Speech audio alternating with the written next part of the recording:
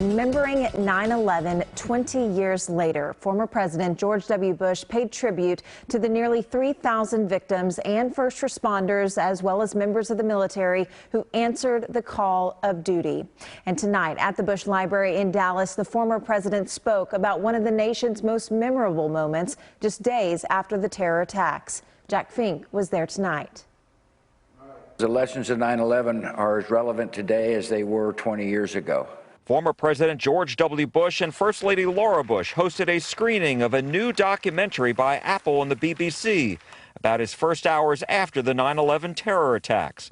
The former president introduced 3 first responders in the audience, including retired New York City firefighter Ron Parker. Days after the terror attack at Ground Zero, he was right behind President Bush when he spoke into the bullhorn. He goes, "I want you all to know," and I go, "Louder!" It was Parker. I turned to him and said, "This is as loud as it goes." But thankfully, he started this movement where people started screaming, "We can't hear you," and I just blurted, "I can hear you, the rest of the world hears you, and the people who knock these buildings down will hear all of us soon." It was so reassuring. Parker says he didn't even realize the full effect until watching a documentary 12 years later. And I was like, oh my God, he interrupted the President of the United States. And he answered me. He signed a copy of his memoir for the former president and included an apology. The actions of an enemy revealed the spirit of a people. In Shanksville, Pennsylvania, earlier in the day, the former president paid tribute to those on board United Flight 93 who fought back against the terrorists who hijacked their plane.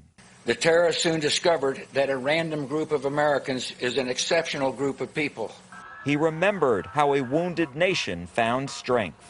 On America's day of trial and grief, I saw millions of people instinctively grab for a neighbor's hand and rally to the cause of one another. That is the America I know. But the former president portrayed a sharp contrast to what we saw 20 years ago and what he finds today.